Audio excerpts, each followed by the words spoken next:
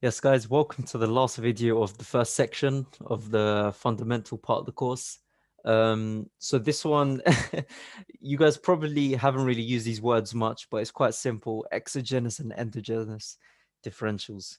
What it means is exogenous is when you look at the data and all the analysis in terms of comparing one economy to the next, and then endogenous is inside that economy. And the problem with what lots of people do with fundamentals is they just look at endogenous factors. So they just look at what's happening inside one economy. And then based on that, they go, okay, I must be buying this all the time. I must be buying this all the time. Or I must be selling, for example, if they've got that conviction. But what you've actually got to do is compare them. And that's where we look at differentials between the types of economies. So exogenous is external fundamentals in comparison to other currencies. Endogenous is internals, so fundamentals domestically. Now, moving forward in this course, what we've got to understand is that any fundamental analysis that we do should always be compared to other currencies. In doing so, we can compare which currencies and markets are performing better and which are doing worse. In finding this differential, you should pair a currency pairing in a way where you have a clear bias. This way, you can be sure that you have a strong directional bias and that you can swing trade in that bias for a long time. So, what's a smart way to go about this? Usually, you would, or the way I would approach it and the way I would like to teach my students is always try go for currency pairs where one of them, has a strong bias and the other one has a weak bias. So what that means is, let's just say, for example, it's CAD JPY. You know that CAD right now is improving because of whatever analysis you have. And then you know that JPY is weakening because of whatever analysis you have. If you combine them, that means strong CAD buys, weak JPY sells. That means CAD JPY is going to be a very strong buy. And that's exactly what we've got to look at.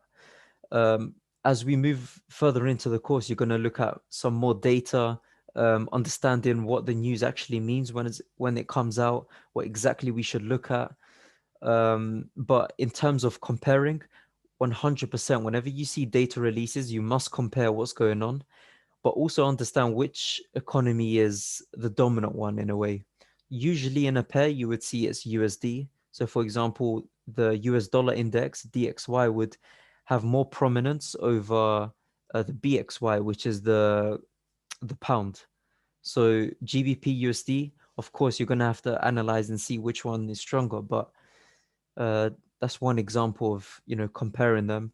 But in terms of data, um, you can go back to trading economics, as we explained in some of the lessons prior to this.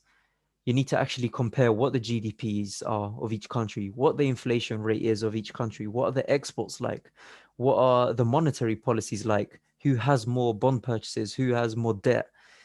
All these factors that we're going to look into more. That's exactly what you need to look at. And then that's when you have a perfect fundamental backing in a way. And then you can just proceed on to finding a technical analysis and just getting into the trade. But anyways, guys, I hope this first section made sense. Really and truly, it's just the introduction to everything that we're doing.